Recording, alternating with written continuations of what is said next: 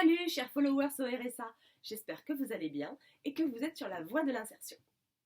Aujourd'hui, nous allons voir la vie en concubinage. Si comme moi, vous êtes actuellement en contrôle de situation, vous avez dû recevoir ce courrier de la CAF qui vous précisait les critères de la vie en concubinage.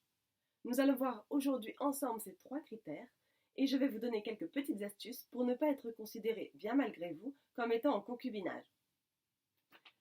Premier critère, c'est le partage d'un même logement. Mais il est précisé que même si vous ne partagez pas votre logement avec votre concubin ou votre concubine supposée, vous pouvez tout de même être considéré comme étant en concubinage. Dès lors, si vous hébergez temporairement un ou une amie, est-ce que cet ami sera considéré comme votre concubin ou votre concubine? Première astuce, je vous conseille de ne plus jamais inviter vos amis chez vous. Deuxième critère, c'est la participation financière ou matérielle aux charges du ménage. Oui, mais si un ou une amie décide par exemple de vous inviter au cinéma, est-ce que cet ami sera considéré comme votre concubin ou votre concubine? Deuxième astuce, je vous conseille d'aller toujours seul au cinéma.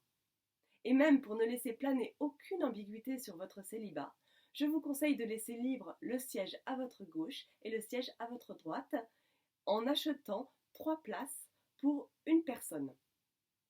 Je vous conseille également de dire à vos amis de ne plus jamais vous offrir de cadeaux d'anniversaire. Troisième critère, c'est la manière notoire.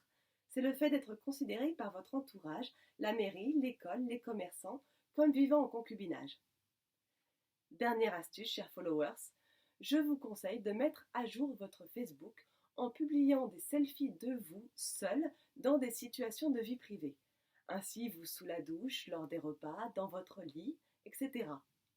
Si un contrôleur de la CAF décide de contrôler votre vie privée via votre Facebook, ainsi, votre Facebook sera en règle.